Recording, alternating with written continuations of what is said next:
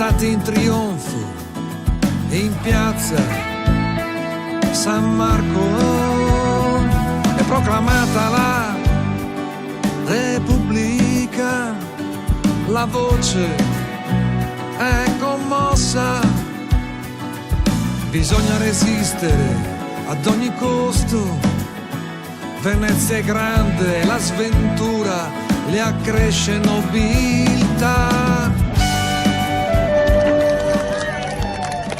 Sa che queste cose che ci racconta non ce le dicono a scuola? Io sto per andare a studiare a Ca' Foscari sapendo poco o niente della mia patria, delle mie terre, di San Marco. Che forse poi lo sarebbero ancora se non ci fosse stato quel nano maledetto. Chi? Quale nano? Ah, aspetti, Napoleone. Ai nostri padri che hanno vinto al di là dei confini, solcato i mari e con le vele abbracciato i destini. Eravamo il ponte tra Oriente e Occidente, serenissimi, stato de terra, stato de mare. Buongiorno a tutti, sono Pieralvise Zorzi, veneziano di Casavecchia, scrittore di cose veneziane, da generazioni amico, difensore, protettore di Venezia e della sua storia.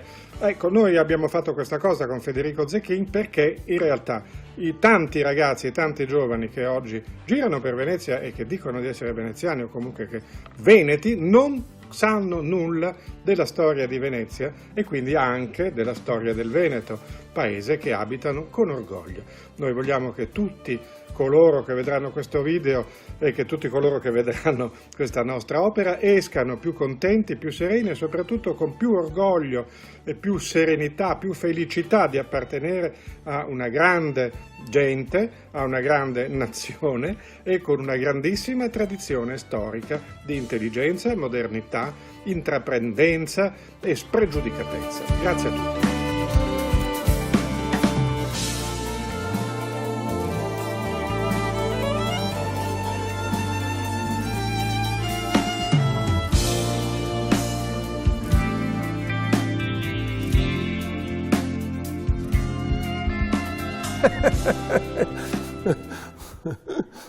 Buongiorno, benvenuti, ben svegliati con 7 in punto. Vi abbiamo svegliato con una anteprima, una sintesi di uno spettacolo di cui vogliamo parlare questa mattina, un omaggio a Venezia, ma non solo. Poi si tratta di uno spettacolo che intervalla musica composta espressamente per questa produzione, parti recitate, insomma un prodotto, non so neanche se si possa definire prodotto, però quasi un genere nuovo che è stato inventato, e per parlare di questo spettacolo, di che cosa è, ho qui con me stamattina Federico Zecchin, che è l'autore e il compositore di Casanova e la studentessa. Buongiorno e benvenuto. Grazie, buongiorno a tutti. Casanova e la studentessa è uno spettacolo di che tipo?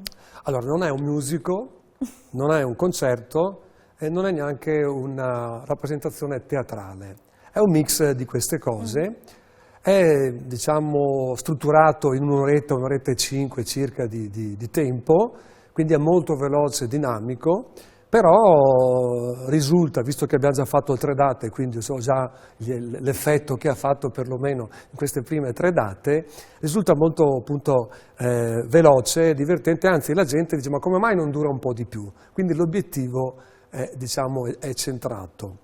Allora, Venezia e la studentessa non sarebbe... Uno spettacolo sperimentale? Ma non è questione di essere sperimentali, è che si è preso, ci sono dei dialoghi come se fosse appunto un'opera teatrale, no? E ci sono delle musiche e sono diciamo incastrate insieme e durante i dialoghi ci sono anche delle sottolineature musicali degli interventi che servono a enfatizzare proprio quel momento magari di tensione o di ilarità. La Casanova e la studentessa non sarebbe il titolo appropriato, nel senso che può essere frainteso come se ci fosse una storia d'amore tra Casanova e questa studentessa, invece no. Casanova è il fantasma, anche perché Casanova viene come fantasma a incontrare la studentessa di oggi che va all'università e che gli spiega che l'isola più famosa del mondo non è quella che guarderei in televisione, l'isola dei famosi, ma è proprio Venezia, con tutte le sue isole, con tutta la sua storia. E questi dialoghi tra lui e la studentessa, messi anche in modo abbastanza diciamo divertenti in alcuni punti, con alcune battute, vengono presentati alcuni personaggi più importanti di Venezia, e quindi da Marco Polo a Marcantonio Bargadin con la strada di Famagosta, a Elena Lucrezia Corner Piscopia, e Daniele Manini, Nicolò Tommaseo. Quindi ogni volta che c'è un personaggio che viene presentato storicamente, grazie ai testi che ha fatto Pieralvise Zorzi, c'è sempre una canzone che va diciamo, a sottolineare quello che è appena stato raccontato alla studentessa da Casanova. La genesi di questo spettacolo, perché lei ha detto abbiamo debuttato a fine ottobre, dove avete debuttato? Poi soprattutto non è che siete una compagnia teatrale, cioè mi racconti un po' questo spettacolo che sta riscuotendo successo, che nasce però quasi da un gruppo di, non di dilettanti, ma da un gruppo spensierato. Sono tutti professionisti, esatto. L'unico dilettante sono io. Che però mi applico per essere anche un professionista. L'attore Davide Bozzato è un attore famoso, bravo. La studentessa è alle prime armi, ma proprio in quanto la parte che deve fare come studentessa va benissimo. Anzi, direi che è molto più brava rispetto a quello che pensavo. E quindi sta proprio facendo anche un ottimo lavoro anche lei. I musicisti non c'è. Sono tutti famosi e lo fanno di professione tutti, quindi non c'è niente da obiettare. No, ma convergere in questo specifico progetto di tutte queste professionalità. Allora, credo che bisogna fare un attimino un piccolo pensiero che è semplicissimo. Io sono andato in barca a vela tanti anni, prima ero in Croazia, anzi era ancora l'ex Jugoslavia, e poi sono andato fino a finire in Turchia e di là nell'Egeo in Grecia. Ho visto tantissimi castelli veneziani in tutte queste isole e mi sono fatto una domanda. Ho detto, ma io la Repubblica di Venezia pensavo che fosse un quarto di paginetta che ci hanno messo nei libri di testi scolastici, e poi ho scoperto che ha una storia bellissima e ha 1100 anni di storia. Per dire, i romani ne hanno 850 e dei romani sappiamo tutto. Perlomeno a scuola ci hanno insegnato da dove è nata, eccetera, eccetera, eccetera. Allora, cominciando così per curiosità proprio ad andare a vedere la nostra storia della nostra patria, se si può dire, il Veneto e i Veneti. Quindi si è appassionato. Mi sono appassionato e ho trovato dei personaggi fantastici. Se uno legge la storia di Marcantonio Bargadin non può non emozionarsi, ad esempio, no? di Astorre Baglioni, del Martinengo. Quindi vedendo e leggendo 153 anni fa eravamo una Repubblica e ce ne siamo dimenticati tutti. Beh, non tutti, dai. La maggior parte. Io ogni volta che vado fuori a parlare con amici, a cena, eccetera, vedo che proprio nessuno sa dei 1100 anni di storia, quindi diciamo che la maggior parte di noi veneti non conoscono la nostra storia. Magari qualche veneziano la conosce un po' di più. Sicuramente, no, ma sicuramente, ma io parlo in generale, ovviamente. Quindi sono stato proprio stuzzicato da fare questa iniziativa proprio per proporla musicalmente con un testo per, diciamo, ridestare un po' la voglia di noi veneti in particolare di andare a rivedere chi erano i nostri padri. Questo è proprio il tema, diciamo. Quindi la sceneggiatura è sua, il pensiero di, certo, di Casanova, perché è l'emblema, no, di Venezia. Sì, infatti Casanova è un po', diciamo che è un po' usato come personaggio, perché Casanova era già morto quando è arrivato Napoleone, no? Quindi nel 1798, se non ricordo bene, io sono 97, succede che arriva Napoleone a Venezia, ma Casanova era già morto a 2 o 3 anni, quindi per Casanova Venezia era ancora una repubblica libera. E quindi abbiamo preso però il fantasma di Casanova che va a raccontare la vera storia di Venezia, quindi non c'è una storia di Casanova amorosa, della sua fuga dai piombi, della sua bellissima... No, è un po' il veneziano per eccellenza, colui che conosce Venezia, esatto, a prescindere quindi, dalla sua storia quindi lui personale. non parla niente della sua vita, Qualche volta viene imbeccato dalla studentessa, ma lei cosa mi racconta della fuga dei piombi, è scappata? E lui proprio dice, no, guarda, voglio anche parlare delle mie cose, che le conosciamo già, infatti credo sia più conosciuto Casanova che non per i lettori, che non la storia di Venezia, insomma. Ecco. E decide questa nella sceneggiatura, quindi prende Casanova come emblema, anche per, credo che sia abbastanza significativo, Casanova conosciuto, lei diceva, quasi più della storia di Venezia, no? E quindi già Casanova come fantasma identifica Venezia, e Venezia che in qualche modo un po' si racconta, e si racconta ad una studentessa di oggi.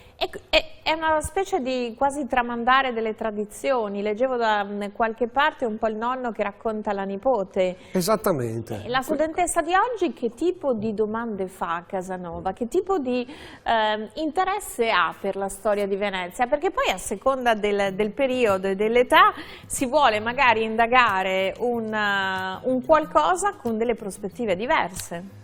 Sì, non c'è una finalità, tra virgolette, politica o una finalità didattica. Oh. Oddio, didattica sì, perché eravamo partiti con l'idea di andare proprio a fare lo spettacolo per le scuole. E quindi ma non di fare un documentario, però, di fare comunque uno spettacolo. Però ci doveva essere diciamo, uno spettacolo che durava sempre allo stesso tempo di questo, un'ora, però poi sarebbe stato bello che i professori dell'istituto, assieme a Pier Alvise Zorzi o qualche altro personaggio storico che conosce bene la storia di Venezia, ci fosse stata un'interazione, un dialogo, delle Quindi domande. era un là quasi, un modo più illustrato per spiegare la storia, per appassionare alla conoscenza. Esattamente, perché dal mio punto di vista la carenza è proprio a livello scolastico. Se 1100 anni di storia devono essere un quarto di paginetta con Genova, Pisa, Amalfi, scusatemi, ma c'è... Sai che non ricordavo che nei nostri sussidiari delle elementari... Non te lo ricordi? Non te lo ricordavi? No, sarà perché poi io ho fatto studi... A te è scappato anche Venezia, secondo me. No, io ho studiato a Venezia perché ho studiato a Venezia, quindi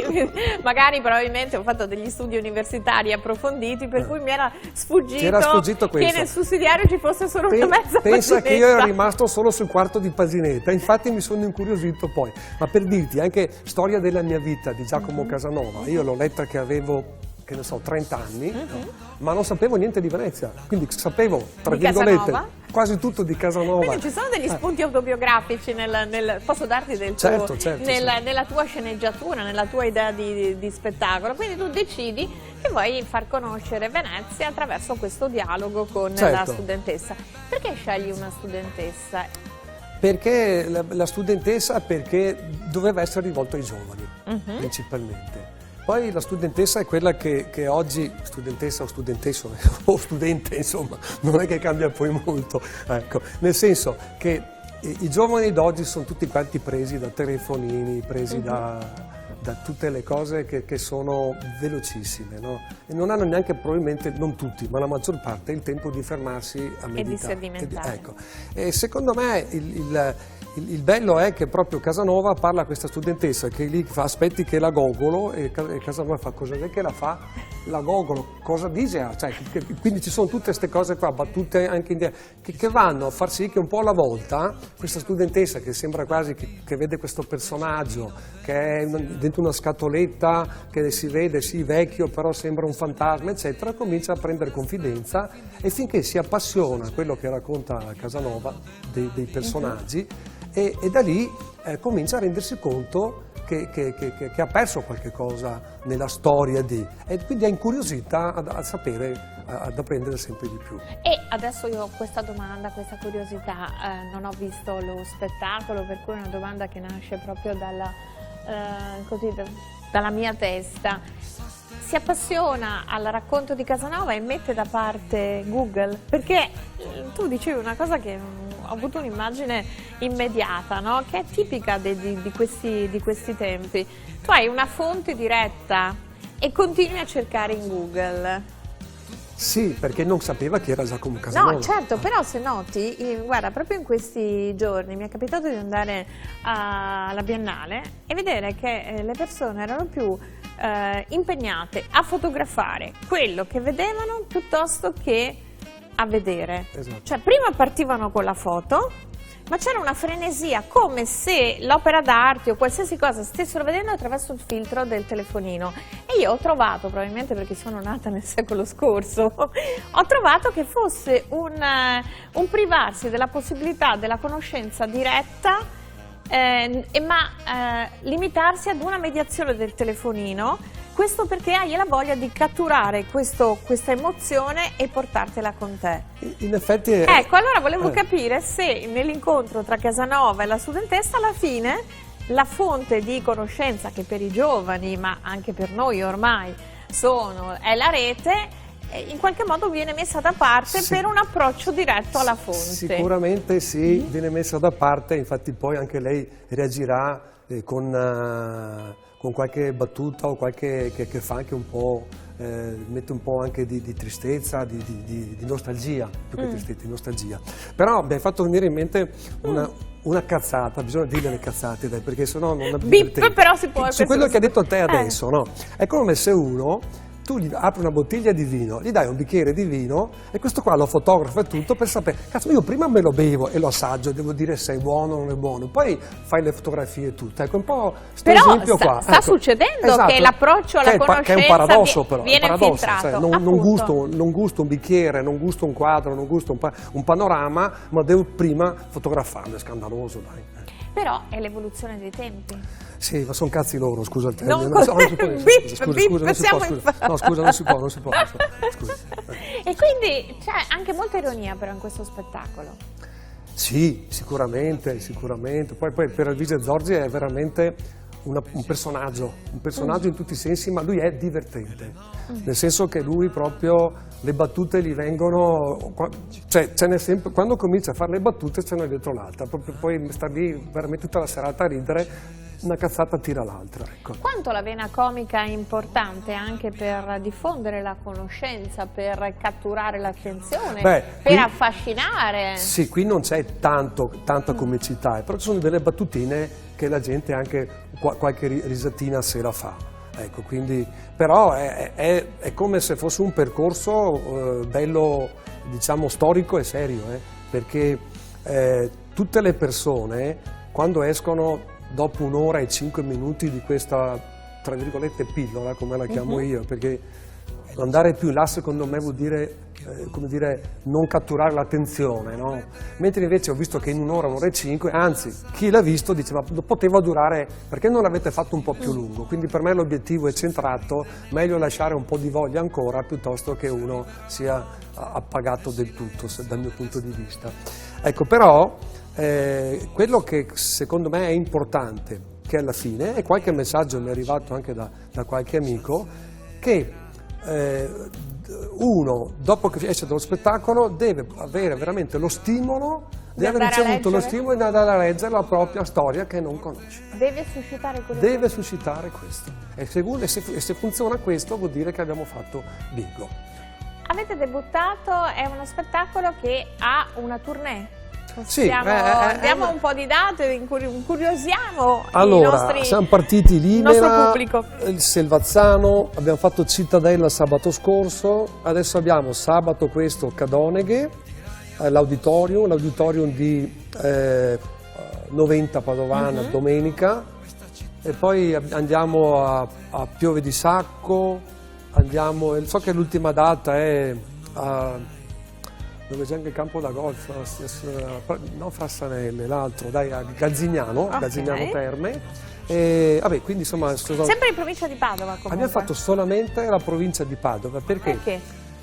Perché io sono di Padova. Sì, no, scherzo, questo dai. sarà intuito però. No, perché volevamo fare proprio, avere queste date per capire e mettere a punto proprio questo... Quindi è un test, certo. Siete ancora in fase sperimentale, potremmo dire?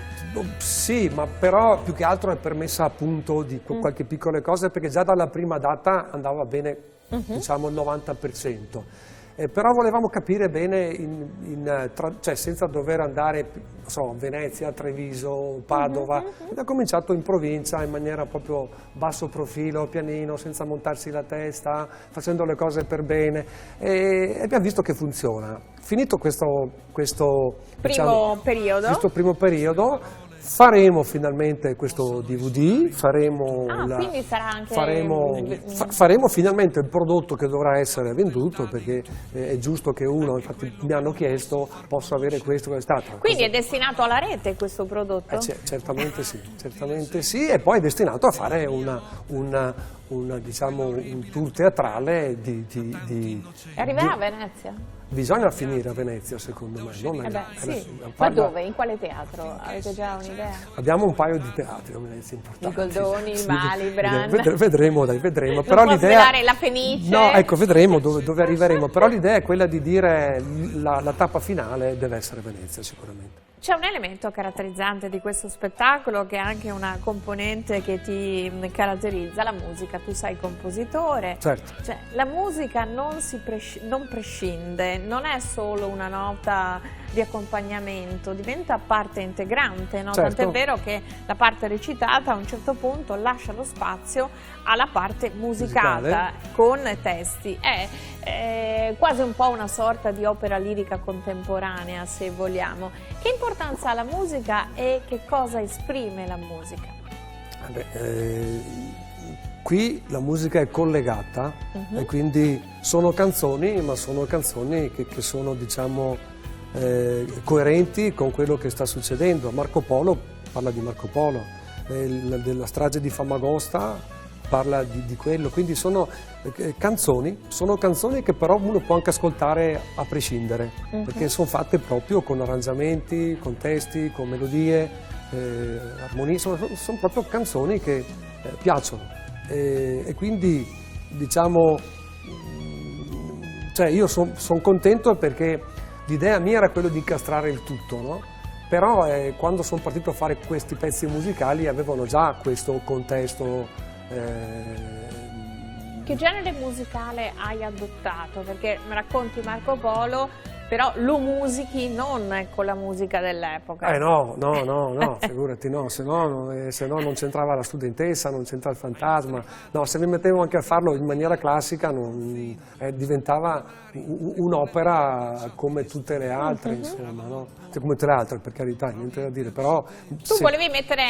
Io volevo modernizzare questa cosa, addirittura mi è stato richiesto da una pseudo produttore che poi insomma mi è stato richiesto: ma perché non fai anche un pezzo inserendo un cantante rap, visto che andiamo sui giovani? E gli ho detto: guarda, per me va bene, però arrangiati te col rap, perché col rap non c'entro niente, cioè nel senso sono disponibile anche perché visto che dovevamo andare proprio dai giovani, però ho visto che negli spettacoli vengono ragazzi giovani assieme ai genitori, quindi ho visto che sono anche diciamo molto attenti e contenti, quindi non è che ci sia solamente la musica, diciamo così, ultima che funziona, rap eccetera. Poi io che sono vecchio e non mi sono mai, come si dice... Ma qual è il tuo genere musicale? Ma io sono genere cantautore, folk, però anche jazz, però anche fusion, ecco. E quindi non so, faccio un esempio che non c'entra niente, i Weather Report, che facevano musica 30 anni fa, è ancora avanti adesso, sono ancora innovativi, cioè nel senso che quindi ci sono musiche che sono molto difficili e sono molto più avanti rispetto ai tempi nostri. La musica che io sento oggi difficilmente mi fa venire i brividi, sono poche cose. Ecco. Posso essere d'accordo con te, ma forse è un fatto anagrafico. No, sì, ma probabilmente è solo quello. Ma forse perché eravamo giovani, mi permetto insomma certo. di allinearmi con le tue osservazioni. In un momento in cui la musica era non so se era una fucina di creatività, c'erano tante proposte, c'era la musica dei cantautori, c'era la disco music, c'era tutto il filone dei grandi gruppi anglosassoni che sembrano quasi, no? Adesso poi, difficilmente riproponibili, ma forse è una nostalgia della nostra giovinezza, non lo so. Sì, anche perché poi quando sentiamo dei gruppi nuovi che fanno successo, però ci ricordiamo che sono cose adesso già... ti sembra solo rapper e trapper, no? Solo questa... E comunque una cosa secondo me da sottolineare è che mentre una volta la musica era suonata, no? Sì. Oggi ci sono le macchine che la fanno, no? Sì, è vero. Quindi tanti che non sanno suonare niente, però fanno canzoni, fanno musica col computer, e quindi anche quello è un secondo pezzo me... con l'anima? Forse sì, forse sì.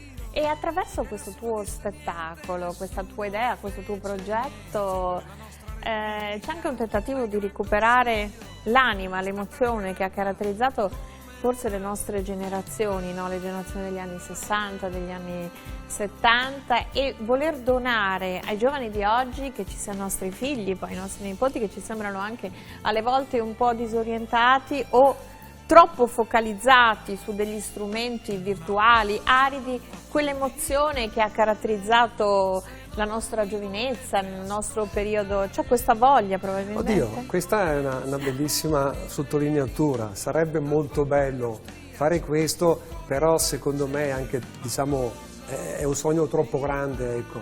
Probabilmente a qualcuno potrebbe succedere che ci sia, che venga preso anche in questo modo, sì. Ritieni che noi siamo stati più fortunati dei giovani di oggi? Dal punto di vista della fruizione culturale, musicale, creativa? Ma credo di sì, perché abbiamo vissuto il cambiamento, secondo me. Cioè, c'è stato proprio il cambiamento dal vecchio al moderno. Adesso siamo nel modernissimo, però il modernissimo, come dicevi tu prima, noi quando non sapevamo una parola, come vocabolario, andavamo a aprirci da solo 3 cani, andavi a vedere, andavi a leggerti. Adesso fai tutto con Google come se Google fosse tutto, no? Cioè lo sforzo ti permetteva anche di aprire nuove porte, di scoprire sì, nuovi mondi? Però devo dire che se uno è curioso, lo so, per esempio io la storia di Venezia l'ho trovata anch'io. Sì, appunto, quindi, cioè vuoi mettere il tempo la comodità cioè, di trovare so, delle risposte. Esatto. Solo che bisogna però avere più fonti, ecco, non vederla prima e fermarsi là, bisogna avere più. Forse diciamo, questo andrebbe insegnato sin in quella mezza paginetta, esatto. Andrebbero messe le note bibliografiche e dire mezza paginetta di sintesi, che poi bisogna anche vedere se la mezza paginetta di sintesi è una vera sintesi o se è una cosa buttata là, perché tu parlavi di tempi di velocità, di tempi di concentrazione, di attenzione, però un conto è un'ora presa per un'ora, un conto è un'ora che è sintesi di una narrazione che un tempo veniva fatta in maniera molto più noiosa in molto più tempo, certo. E ci vuole molto più tempo a fare una sintesi che a proporre qualcosa in maniera completa, no? Sì, poi bisogna anche sempre dire che dipende sempre come uno espone la cosa, no? Se è un professore, una materia a scuola ti piaceva quando il professore era simpatico.